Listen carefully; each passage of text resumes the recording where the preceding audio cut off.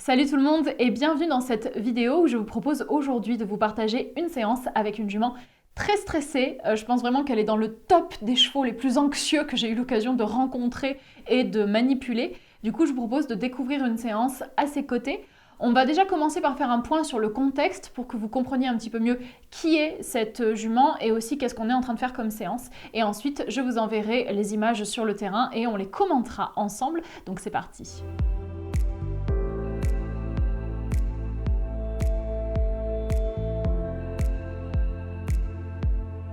La jument que vous allez découvrir s'appelle donc Marante. C'est une jument ONC, donc origine non constatée, ce qui fait qu'on ne connaît pas sa race par exemple.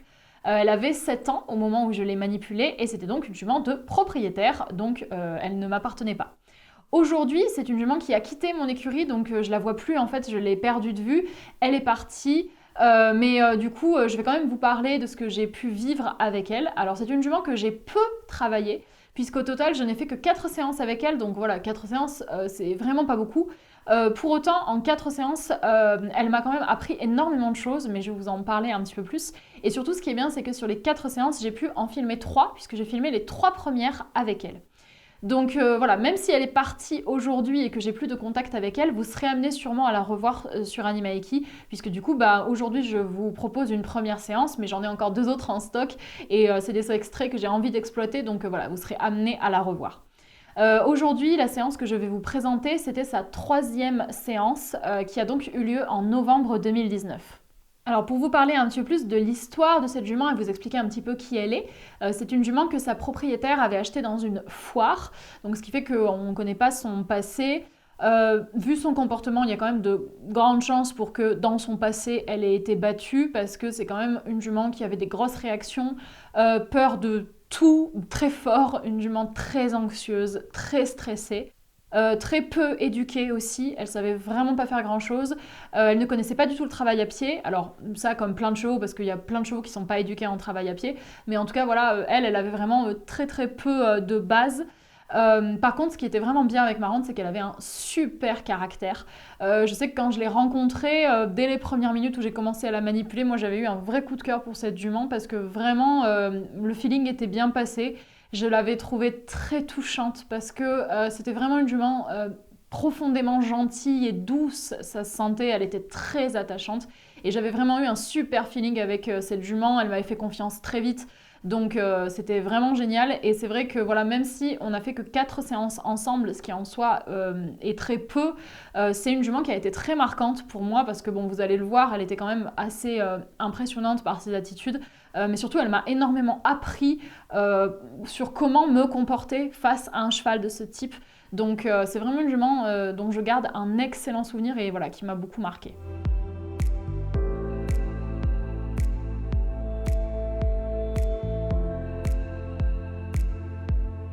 Alors pour vous remettre dans le contexte, c'est important que je vous parle de la séance qui a eu lieu juste avant celle qu'on va découvrir aujourd'hui. Donc je vous ai dit, la séance que je vous partage aujourd'hui, c'était la 3e que j'ai fait avec Marante, mais je vais déjà vous parler de la 2e. Donc pour la 2e séance, j'étais seule, du coup, sa propriétaire m'avait autorisée à aller la chercher au pré, à faire une séance avec elle et à la ramener. Et donc, je vous l'ai dit, c'est une séance que j'ai filmée puisque j'ai filmé le travail que j'ai fait avec Marante dans le rond de longe, mais par contre, j'ai pas filmé le reste, puisqu'en fait, du coup, comme je m'en suis occupée seule, je suis allée la chercher au pré, on est rentré à l'écurie, on a fait le pansage, ensuite on a fait notre séance dans le rond de longe, et puis à la fin, je l'ai ramenée à l'écurie. Et en fait, tout ce reste, y a eu plein de soucis, et comme j'étais seule, j'ai pas pu les filmer, mais il y a eu plein de choses intéressantes. La sortie du pré avait été compliquée puisque Marante avait peur du fil électrique. Donc pour passer la porte du pré, voilà, c'était assez compliqué pour elle. On avait d'ailleurs été obligé de se faire aider parce que sinon je ne sais pas si on serait sorti du pré puisque voilà, elle avait tellement peur du fil électrique que j'arrivais pas à la sortir et c'est la palefrenière qui passait par là qui est venue me donner un coup de main, qui m'a ouvert la porte et on a pu quitter le pré avec Marante comme ça. Mais du coup voilà, la porte avait vraiment posé problème sur cette 2e séance. Le trajet jusqu'aux écuries, alors il faut savoir que c'est un trajet très court, hein, mais il avait été très stressant pour la jument, elle était vraiment sur l'œil, elle était très anxieuse, et on avait de nouveau eu un problème pour rentrer dans le manège, ça avait été extrêmement compliqué pour elle, elle était très anxieuse au pansage également, donc voilà, beaucoup de stress. Et quand on était arrivé dans le rond de longe pour faire notre séance, du coup, au début, elle était très dissipée parce que voilà, elle avait encore cet état émotionnel compliqué. Mais par contre, dès que j'avais commencé à la mettre dans le travail, ça allait de mieux en mieux. Il faut dire aussi que le rond de longe, c'est quand même un milieu plus apaisant parce que comme c'est fermé, en plus il y a des hautes parois dans le rond de longe que j'utilise, bah du coup elle se sentait plus contenue. Je pense que ça l'a rassurée. Ce qui fait qu'au début de ma séance dans le rond de longe, elle était très dissipée. Et après, bah, elle était de mieux en mieux jusqu'à être vraiment top. Et vraiment, sur la deuxième séance qu'on a fait ensemble dans le rond de longe, elle était géniale à la fin. Donc, c'était vraiment une très très belle évolution. Et pourtant, quand on a quitté le rond et qu'il a fallu la ramener au pré, bah de nouveau, les angoisses sont revenues parce que l'extérieur, les bruits, enfin plein de choses, l'environnement quoi. Et du coup, voilà, de nouveau, ça avait été difficile pour elle de devoir rentrer au pré. Du coup, c'est pour ça que je suis revenue le lendemain pour continuer ça et c'est donc là qu'arrive notre troisième séance, celle que vous allez donc découvrir aujourd'hui. Et comme j'avais vu la veille qu'il y avait eu voilà, des complications sur la sortie du pré, aller dans le manège, le pansage, tout ça, du coup je me suis fait accompagner pour pouvoir filmer ça justement. Et j'ai bien fait puisque la jument a été pire que la veille, ce qui fait que vous allez pouvoir voir ce que ça a donné. Alors à sa décharge, il y avait plein de choses qui expliquaient pourquoi est-ce qu'elle était moins bien ce jour-là. C'était un jour où il y avait beaucoup de vent, il y avait beaucoup de bruit, il y avait des tirs de chasseurs, il y avait aussi des bruits de travaux qui se passaient pas loin de l'écurie. Donc ça faisait énormément de choses pour elle qui étaient sujets du coup à l'angoisser. Et vous allez le voir, elle a été quand même très anxieuse. Du coup, moi, j'ai essayé de l'encadrer au mieux pour qu'elle soit prise en charge et qu'elle se sente bien et puis qu'on arrive quand même à mettre des choses en place. Voilà, je tenais à vous faire ce petit point pour que vous puissiez avoir ces précisions avant qu'on commence vraiment à commenter la séance ensemble. Je vais vous donner quelques petites infos à propos de cette troisième séance et notamment de sa durée. Alors au total, l'intégralité de ce qu'on a fait ensemble ce jour-là, ça a duré 1 heure. Et pour vous expliquer un petit peu mieux la durée de chaque palier qu'on a fait ensemble, la sortie du pré, ça nous a pris 15 minutes. Donc 15 minutes pour travailler au niveau de la porte et qu'elle arrive à ce qu'on l'ouvre et à ce qu'on sorte du pré, du coup, sans aide, puisque la veille, on s'était fait aider par la palefrenière, mais je voulais qu'elle puisse y arriver toute seule, juste avec la personne qui l'encadre. Donc du coup, voilà, on a mis 15 minutes pour sortir du pré. Je vous l'ai dit, c'est parce qu'elle a peur du fil électrique, donc c'est assez compliqué pour elle de faire cette petite étape. Ensuite, la deuxième chose qui nous a pris beaucoup de temps, ça a été le fait de rentrer dans le manège, où là, il nous a fallu 30 minutes pour que petit à petit, avec de l'approche-retrait, elle arrive à rentrer dans le manège. Alors ça s'explique pour plein de choses différentes. D'abord parce que lorsqu'on a travaillé ce jour-là, le manège avait une porte à demi fermée, puisqu'il y avait un battant qui était rabattu. Du coup, ça faisait un passage étroit. Alors pour un cheval entre guillemets normal, c'est pas étroit, mais pour une jument qui a des difficultés comme Marrante, ça faisait un vrai passage étroit. Et j'ai décidé de laisser la porte comme ça, de pas l'ouvrir en grand, pour justement qu'elle apprenne aussi à passer dans des passages de ce type qui sont pourtant pas très étroits. Je sais que pour elle c'est compliqué, mais il faut qu'elle apprenne un petit peu à le faire. Donc ce jour-là, on avait le temps, on pouvait le faire dans de bonnes conditions, donc c'est cool qu'on l'ait fait. Donc voilà, ça faisait passage étroit. Ensuite, comme on rentre dans un bâtiment, logiquement la luminosité change, puisque dehors il y a de la lumière, à l'intérieur du bâtiment c'est à l'ombre, donc ça lui posait un problème. Et troisième élément pour le manège qui l'a vraiment mise en difficulté, c'est tout simplement qu'il y avait de la paille sur le sol à l'intérieur du manège, et je pense que c'est un élément qui a énormément compté parce qu'en termes de relief, elle devait pas comprendre vers quoi elle allait à cause de toute cette paille par terre, et du coup je pense que ça l'a vraiment perturbée, et c'est ça aussi qui a fait qu'on a mis autant de temps pour réussir à passer. Donc du coup voilà, on a mis 30 minutes pour rentrer dans le manège. Ensuite on va faire un pansage. Là j'ai pas compté combien de temps, mais bon voilà, ça a été assez court parce que c'est pareil, c'est une étape difficile pour elle, donc je vais pas y rester 4 heures.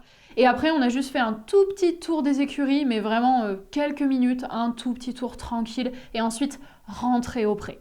Et on n'a pas fait de séance à proprement parler, c'est-à-dire dans le rond de longe, dans la carrière, ce genre de choses, tout simplement parce qu'elle avait vu suffisamment de choses pour aujourd'hui. Ça a vraiment été une séance qui a été très éprouvante pour elle émotionnellement, donc j'ai pas voulu rajouter de choses, il y avait suffisamment de contenu pour elle.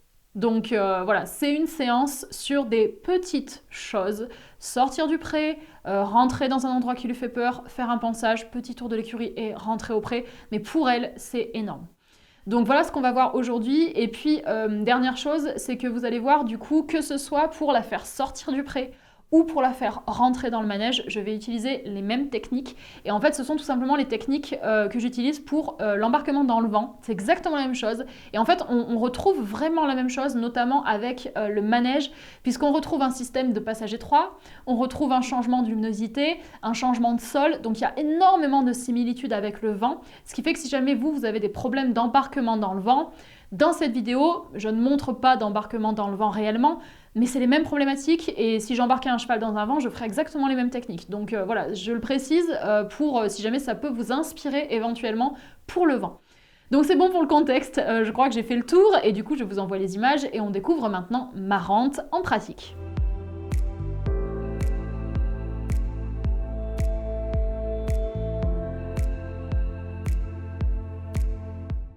Je vais chercher Marrante au pré et dès les premières secondes, il est clair qu'on va avoir du travail. Elle s'est très bien laissée approcher et licoler, mais l'idée de m'accompagner de sortir du pré, ça semble pas l'enchanter. Elle marche lentement et s'arrête parfois, donc il me faut la relancer. Assez vite, elle regarde le fil électrique et s'en écarte avec son épaule, c'est quelque chose qui l'inquiète, donc on va prendre le temps de l'aborder. Elle marche en crabe pour s'éloigner du fil et se cacher derrière moi, mais je tiens à la garder à mon côté pour une raison de sécurité.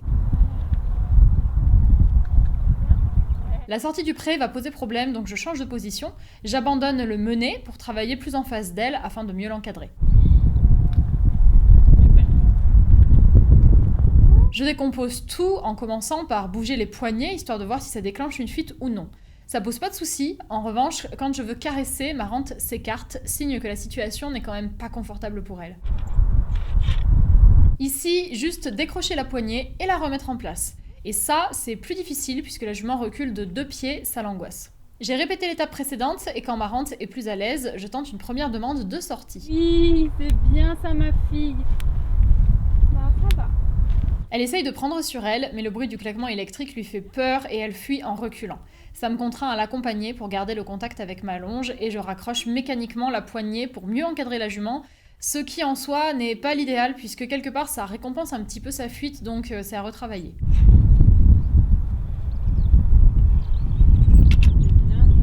Je refais une ouverture simple et Marrante parvient à ne pas reculer, donc c'est un effort de sa part. Elle fera d'ailleurs un crottin à cause du stress. On répète l'opération plusieurs fois et j'essaye de la récompenser dès qu'elle amorce un mouvement en avant. Viens. Viens. Viens. Oui, bravo. Je sais, ça fait peur. On poursuit le travail et petit à petit, elle progresse. Mon approche n'est pas parfaite, je dois contrôler la jument et la porte en même temps, ça m'enlève notamment l'usage du stick, donc c'est pas ce qu'il y a de plus pratique. Viens. Oui, bravo. Raccrocher la poignée après un reculé, c'est vraiment pas l'idéal comme je l'ai dit, mais je peux pas forcément agir librement en gardant mon contact avec la longe qui continue à demander la mise en avant. Du coup, ça finit par déclencher un reculé plus insistant que les autres, Marrante essaye de s'échapper de l'exercice. Face à ça, je continue ma demande de mise en avant avec la longe et je renforce avec le stick à l'épaule, avec de plus en plus d'inconfort au fur et à mesure qu'elle s'éloigne. Dès qu'elle se met en avant, je relâche immédiatement pour récompenser. Bien sûr, je mets quand même des pauses, je sais que c'est éprouvant pour elle. On y retourne et comme l'exercice commence à être un petit peu long, je lui simplifie la tâche et je passe dans son champ visuel droit avec lequel elle est plus à l'aise. Elle a énormément de mal à gauche. J'essaie de toujours garder un rythme tranquille, de la laisser réfléchir et je continue à l'encadrer de la même façon en demandant la mise en avant et en relâchant tout de suite la pression lorsqu'elle fait un pas vers moi.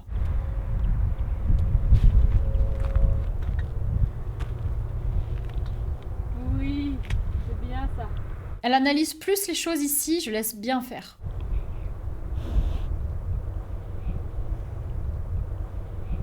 J'essaye de tendre les fils pour l'aider, parce que c'est quand ils sont détendus ou au sol que ça m'inquiète le plus, et on reste toujours sur la même méthode.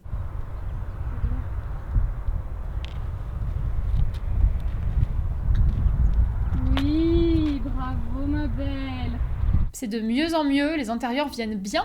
On a les postérieurs qui bloquent encore, mais ça va venir. Quand la pression de longe dure plus de quelques secondes, je fais du droite-gauche pour déséquilibrer la jument, et ça marche puisque ça la fait tomber dans le mouvement en avant. C'est très bien ça, t'es une bonne fille. Magnifique. Bien. Et on se débloque enfin. Ça nous a donc demandé 15 minutes de travail au total pour passer cette porte.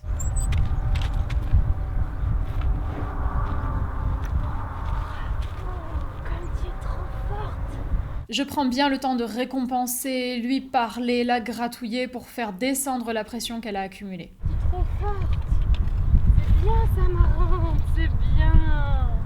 Oh, tu as réussi. Tu es trop belle. Oui, tu es trop belle. Bravo, ma chouchou.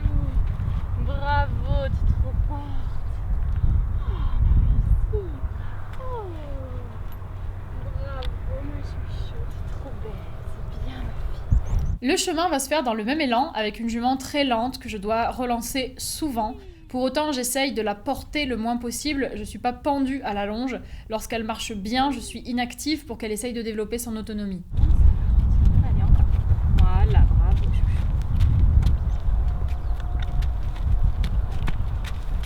Marrante est une jument qui a naturellement un port de tête très haut et qui se tend au niveau de l'encolure extrêmement facilement, donc je suis très contente de l'avoir tête basse ici. Quoi qu'il arrive, je suis toujours vigilante à mes distances parce que Marrante aurait vite fait de me sauter dans les bras. Je lui rappelle d'écarter son épaule dès que c'est nécessaire. Pour ce portail-ci, pas de difficulté particulière vu qu'il n'est pas électrifié. Quand elle se retrouve trop près de moi, je demande un reculé. Le sol est irrégulier, on est en pente, elle est sur les épaules, donc c'est difficile, mais j'insiste parce que c'est une question de sécurité. Très bien, super.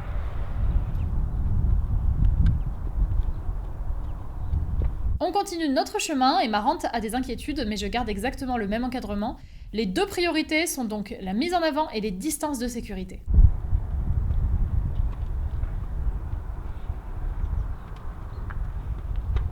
On a une allure qui commence à être un petit peu mieux, pour autant je vais rapidement tester le frein et le reculer. C'est pas l'idéal pour l'impulsion, parce que ça va clairement pas l'aider à développer son pas, mais je trouve ça important pour le contrôle. Marrante ayant facilement tendance à me passer devant, c'est primordial que je puisse lui faire des arrêts nets. C'est quelque chose qu'elle connaît, on l'a déjà travaillé. On a introduit ça sur la séance de la veille et elle avait beaucoup de mal, mais en une journée c'est vraiment rentré dans l'ordre et elle est bien à l'aise sur cette séance. Très bien. Je fais toujours attention à son épaule, même si elle a peur lorsqu'on longe les paddocks.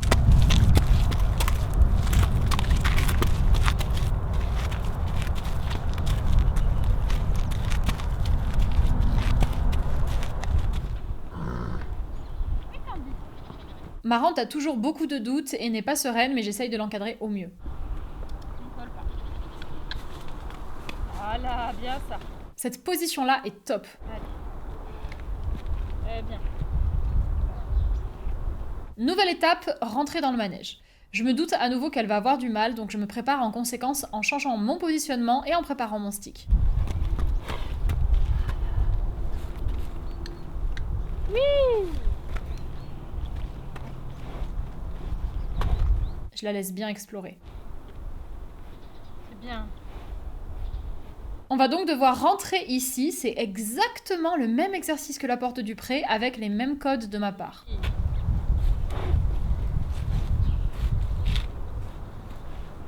Elle a bien voulu venir jusque-là, mais comme je m'y attendais, la fuite ne va pas tarder. C'est pas grave, ça va aller. Tout en avant, chouchou. C'est pas grave. Tout le temps où elle recule, j'accompagne et je maintiens mes codes. Je relâcherai dès que j'aurai un pas en avant, même si on doit parcourir une grande distance. Mon stick s'intensifie. Par là, si tu peux. Oui. Là encore, c'est de l'avoir désaxé qui m'a aidé. Je vais reprendre le contrôle des pieds avec un peu de désengagement, bien qu'avec cette jument, ce sont vraiment les épaules qui sont difficiles, mais c'est aussi une façon de garder son esprit occupé et de valider qu'elle est connectée. Oui. Super. Très bien. Des reculés comme ça, je vais en avoir d'autres. Oui. Très bien ça. Je ponctue avec des pauses et avec d'autres exercices parfois. Ici, on fait un tour complet en mobilisation de hanches avant de repartir sur de la mise en avant. Attention. Voilà.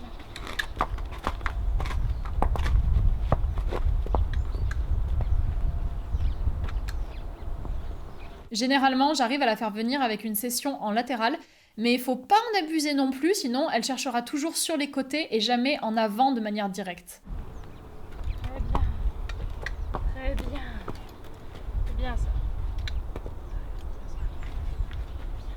Encore de l'investigation.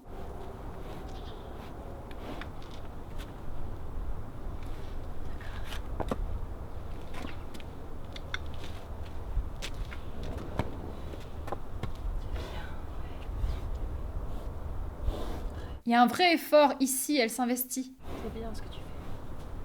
C'est très bien,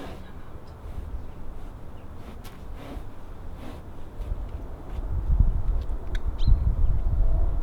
J'essaie d'enrichir mon encadrement pour qu'elle ne se blase pas. Là, je vais reculer dans l'ombre pour lui laisser plus d'espace, mais surtout pour lui montrer que je peux aller là où elle a peur et que tout va bien.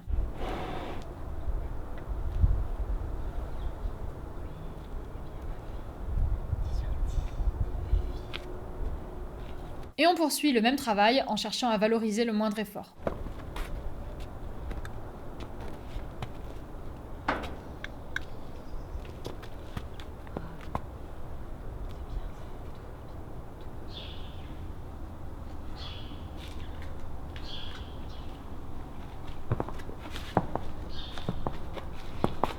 On voit bien ici comme elle se sert du latéral. Elle a compris que je le récompensais, mais ça ne nous rapproche pas de l'objectif pour autant, donc je la replace en avant sans attendre.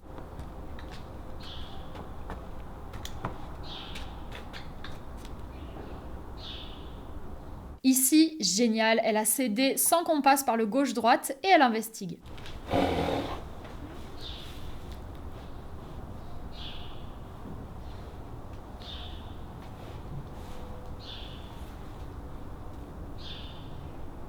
On y retourne.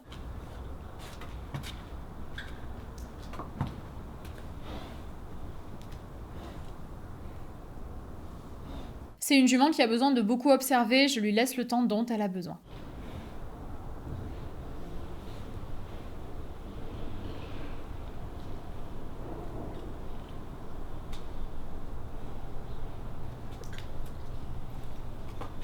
Tranquillement, je redemande.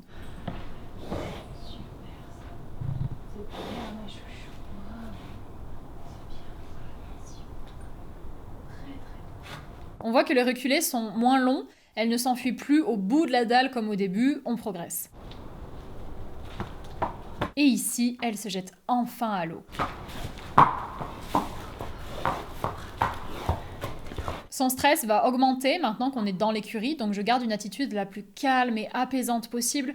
Je lui parle énormément pour la rassurer et on va aller jusqu'à l'aire de pansage petit à petit en gardant l'approche que j'applique depuis le début. Je lui laisse bien baisser la tête pour qu'elle puisse regarder et sentir ce qu'elle veut, que ça lui serve à être plus à l'aise dans cet environnement. Je fais toujours attention à sa tête parce que je sais qu'elle peut bouger brutalement comme ici.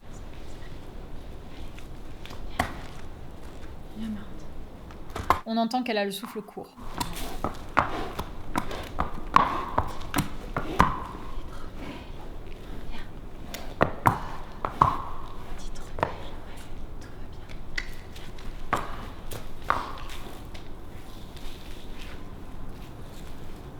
Par contre, je garde quand même du contrôle, c'est top qu'elle renifle partout, mais ma connexion passe en priorité, donc je la rappelle régulièrement pour qu'elle ne m'oublie pas.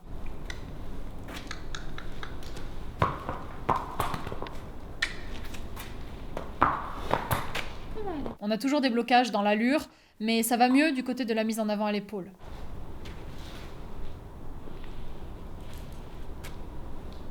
Crottin à cause du stress ici, c'est le deuxième depuis le début de la séance. Émotionnellement, ça lui demande beaucoup de faire tout ça. Il y a la copine, écoute. Il y a la copine. Ouais. Écoute, ça, il y a la copine.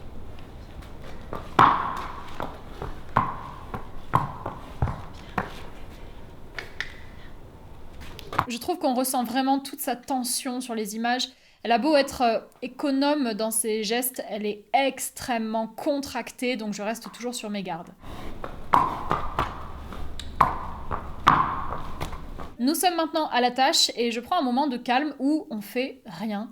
Elle me sollicite souvent de la tête pour se rassurer, elle est très anxieuse. De mon côté, je lui parle, je gratouille et je la laisse se poser. Je lui saute pas dessus tout de suite avec les brosses, je veux déjà la laisser redescendre un petit peu en émotion. Ça va aller, ma toute belle. T'es très courageuse. Plus tard, je présente la brosse, on voit qu'elle sent mécaniquement parce que je lui ai mis sous le nez, mais clairement l'esprit y était pas, elle est occupée avec ses inquiétudes. Comme je l'ai déjà dit, je reste attentive tout le temps pour ne pas me faire bousculer, et ça vaut d'autant plus pendant le pansage où je suis forcément plus exposée comme je brosse.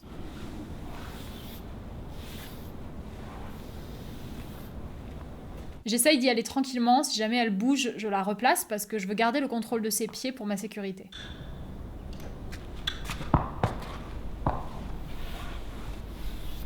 Trop belle. Oh oui, ça va. Je la laisse pas s'approcher trop près du pare-bottes parce que je veux pas me retrouver coincée en cas d'écart, je veux rester dans un espace où j'ai le maximum de place. Elle a mis du temps pour bouger son épaule ici, mais elle a réussi, donc c'est bien. Elle mâchouille un peu, c'est bien, parce que c'est vrai que généralement, elle a tendance à avoir une bouche très crispée, donc c'est bien de voir de la mobilité sur cette partie de son corps. Pour autant, ça dure pas, elle retombe très vite dans son état figé de stress. Oui, ça va. Je fais pas tellement le pansage pour qu'elle soit propre, mais plutôt en tant qu'exercice d'immobilité à la tâche dans un lieu qui l'inquiète. Elle avait par exemple des difficultés pour donner les pieds, donc je vais pas curer les sabots cette fois parce que ça fera trop de choses. Je la confronte à des exercices que je sais difficiles pour elle, pour qu'elle apprenne à gérer ses peurs et qu'elle progresse, mais je me dois de respecter son seuil de tolérance. Si je lui impose trop d'inconfort, ce sera pas gérable et au-delà de ça, les apprentissages positifs ne fonctionneront plus.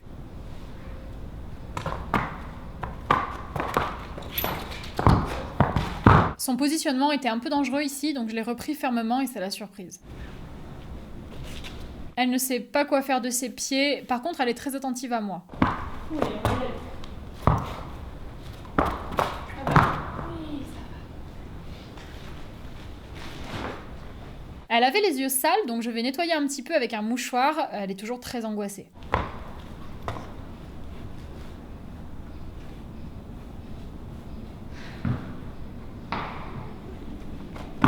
À nouveau, je la laisse pas se tourner n'importe comment, mais j'y vais plus doucement que tout à l'heure.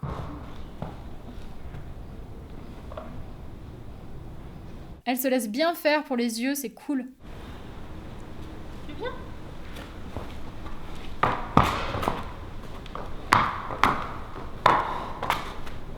Maintenant, on sort, et bien que ce soit plus facile dans ce sens, parce qu'on quitte l'ombre pour aller vers la lumière, ça lui posera quand même quelques difficultés, donc comme pour la porte du pré et l'entrée du manège, on reprend la même technique de mise en avant et on décompose. Plus facile de sortir de là.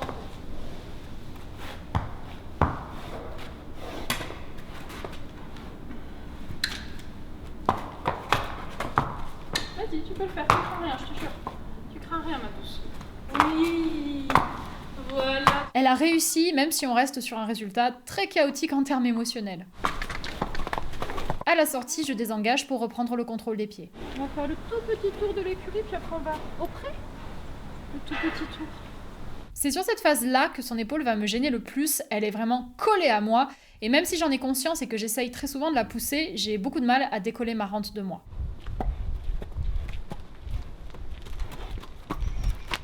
Je fais attention à ce qu'elle me dépasse jamais. Oui, c'est bien. Beaucoup mieux ici, le placement d'épaule.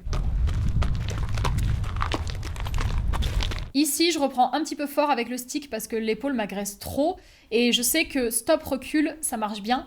Je passe par ça pour me remettre en sécurité. Pour autant, c'est une solution de transition parce que ça remplace pas une épaule qui s'éloigne. Idem ici, on a toujours le même souci et j'ose pas faire de confrontation directe avec beaucoup de pression sur l'épaule parce que je sais que la jument a déjà beaucoup de mal émotionnellement, donc je préfère continuer avec stop, recul, quitte à ne plus tellement corriger l'épaule. Je fais un petit cercle pour changer un petit peu, pour que ça lui permette d'observer aussi et de se poser dans l'environnement. Ça lui montre qu'on n'est pas là juste pour traverser le plus vite possible.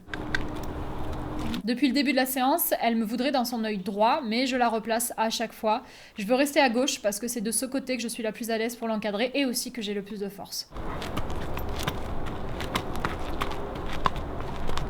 On On va vraiment faire un tout petit tour, je la confronte pas à des choses difficiles, on repasse plusieurs fois au même endroit et petit à petit elle arrive à se détendre.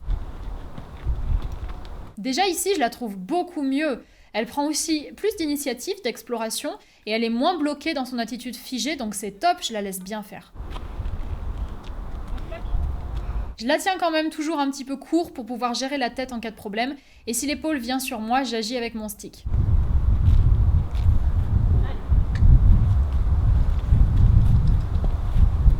Ça, ce sont les images de la fin de notre petit tour et je trouve qu'on a une belle évolution. On n'a toujours pas une impulsion de fou, mais c'est pas très important. Et d'ailleurs, vu les difficultés de Marante, je préfère qu'elle marche à 2 km/h comme ça, plutôt qu'elle soit très vive et que ça nous fasse un problème de plus à gérer.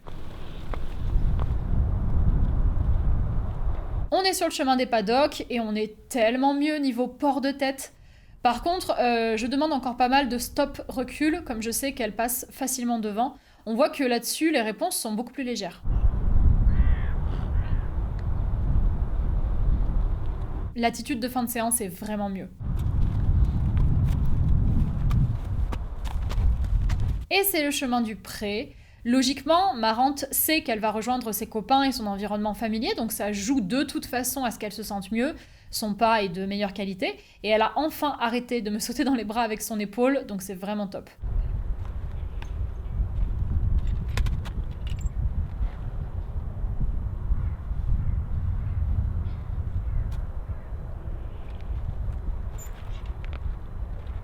Pour la porte, ça pose pas trop de soucis dans ce sens-là, donc on y va directement. J'essaye juste de tendre les fils au maximum pour limiter le bruit du claquement électrique. Pour autant, on termine proprement, donc je lui demande de tourner et de m'accompagner pour aller raccrocher la poignée. Oui, super. Elle reste à distance, mais ça me convient. Elle a fait l'effort de suivre un petit peu et elle a fait un pas en avant quand je lui ai demandé. Ça me gêne pas qu'elle aille pas au bout, c'est difficile à son échelle quand même. Je prends le temps pour enlever le licol tranquillement. Vous verrez qu'elle fait un gros mouvement de bouche, c'est sans doute une association avec le mort. Bravo ma fille. C'est pas moi qui lui ai donné le signal de départ, c'est elle qui m'a quitté, mais elle est partie tranquillement, donc ça me va très bien. Donc voilà pour cette séance avec Marante, qui du coup est une séance qui commence à dater, puisque je vous l'ai dit, elle remonte à novembre 2019. Donc c'est pas une séance qui a eu lieu hier, mais je tenais vraiment à vous la partager parce que déjà c'est quand même une jument assez impressionnante dans ses attitudes de stress. Ça change de ce que j'ai l'habitude de vous montrer sur Anima Eki, et puis ça change tout simplement des chevaux que j'ai l'habitude de manipuler aussi, parce que c'est vrai qu'autant des stressés, j'en ai souvent, mais des très stressés comme ça, c'est beaucoup plus rare quand même, et voilà, c'est une jument qui m'a énormément appris. Après, dans ma manière dont je l'ai encadrée sur cette séance, je garantis pas que ce soit l'approche parfaite. Je trouve que c'est difficile de s'adapter à ce type de chevaux-là, parce que c'est vrai qu'il y a eu des moments où je me suis dit, est-ce qu'il faut que je mette plus de pression, parce qu'il faut la convaincre et il faut qu'elle ait confiance en moi, il faut qu'on y aille. Et en même temps, on se dit, ouais, mais si je lui mets trop de pression, ça va la stresser encore plus et j'ai pas envie de ça. Donc c'est difficile de trouver le juste milieu et quelle méthode adapter. Et est-ce que c'est trop dur ou est-ce que c'est pas assez dur ou est-ce qu'il faut faire plus ou moins ou... Voilà, je trouve que ça soulève plein de questionnements. C'est vraiment un type de cheval que je trouve très intéressant et j'ai adoré travailler avec elle, ça m'a vraiment beaucoup appris. Après, je pense qu'il y a plein de fois où j'ai fait des erreurs, notamment la manière dont j'ai géré les épaules sur cette séance-là. Je pense vraiment pas que c'était l'idéal parce que voilà, elle a quand même des épaules très invasives et c'est vrai que j'ose pas trop la reprendre parce que voilà, j'ai pas envie de la mettre encore plus en stress, mais en attendant, elle a des épaules invasives. Alors ça va que c'était vraiment une gentille jument, donc bon, j'ai laissé, mais voilà, c'est pas l'idéal quand même la manière dont je l'ai encadrée. Mais ça vous montre une manière de faire. En tout cas, moi j'ai fait au mieux à l'instant T quand j'ai eu Marante entre les mains et je suis quand même très contente de ce que j'ai fait avec elle et j'ai passé des super moments avec elle. D'apprentissage et j'espère que ça aura pu l'aider quand même à diminuer un petit peu son stress. Donc voilà. En tout cas, tant qu'on parle de ces chevaux délicats, que ce soit des chevaux du type de Marante ou des chevaux différents, peu importe, mais juste des chevaux délicats, je pense que ce qui reste quand même hyper important, c'est de reconnaître quand on est en limite de compétence. Et moi, je sais que quand j'ai rencontré Marante et quand je l'ai manipulée, donc au cours des 4 séances qu'on a fait ensemble, Il y a eu des fois où voilà, je me suis sentie peut-être un petit peu dépassée, où j'ai essayé de trouver des solutions, mais à aucun moment je me suis dit wow, là vraiment ça va trop loin, j'y arrive vraiment plus et je suis trop dépassée en fait, ça m'est jamais arrivé. Donc c'est important de le noter. Si jamais j'étais arrivée à ce stade où je me serais rendu compte que c'est trop en fait, la jument est trop difficile pour moi, soit j'aurais arrêté, soit j'aurais essayé de trouver des solutions peut-être auprès de quelqu'un d'autre. Alors moi j'ai pas forcément de pro qui puisse m'aider, notamment à l'époque j'étais vraiment toute seule, mais c'est vrai que je pense qu'il faut vraiment être vigilant à ça, à quel seuil on n'y arrive plus en fait, parce que c'est des chevaux qui sont très délicats et justement c'est des chevaux qui peuvent être dangereux très facilement, parce que Marante elle avait beau être adorable, c'était vraiment une gentille jument, ça reste une jument qui a des traumatismes et qui du coup peut avoir des peurs et des réactions qu'on comprend pas toujours et il faut être hyper attentif à ça. Je fais tout ce laïus parce que si jamais vous rencontrez un cheval de ce type un jour et que vous avez envie de le travailler, si vous sentez que vous maîtrisez et que ça va, il n'y a pas de souci. C'est des chevaux qui peuvent vous apprendre plein de choses et surtout ça peut aider ces chevaux-là, donc c'est quand même génial si jamais on peut leur apporter un petit peu de confort et de compréhension. Mais si jamais on sent qu'on est en limite de compétence, je pense qu'il faut le reconnaître et il faut essayer d'aller se faire aider par un professionnel compétent, parce que quand on est avec les chevaux, c'est comme d'habitude, le but c'est absolument pas de se faire peur ou de se faire mal ou d'avoir un accident. Donc voilà, il faut le savoir et je tenais à faire ce point en fin de vidéo parce que pour moi c'est hyper important et un cheval du type de Marante, ça peut être un cadeau pour apprendre et ça peut être une super expérience. Comme ça peut être hyper dangereux si jamais ça se passe mal ou qu'on n'a pas assez de niveau ou qu'on ne sait pas comment réagir. Voilà, donc il faut être vigilant avec ce type de cheval. Avant de vous quitter, bien entendu, je remercie de tout cœur sa propriétaire qui m'a fait confiance à l'époque, du coup, quand on a fait ces 4 séances avant qu'elle quitte l'écurie. Vraiment, voilà, c'était génial qu'elle me laisse Marante, qu'elle me fasse confiance pour que je la manipule et pour que je lui apprenne des choses en travail à pied. C'était absolument génial. Donc, merci de tout cœur à elle. Et moi, donc, je vais vous laisser là pour aujourd'hui. J'espère que cette vidéo vous aura plu et je vous attends comme d'habitude dans les commentaires pour qu'on en discute. Donc, voilà, je vous laisse et je vous dis à très bientôt.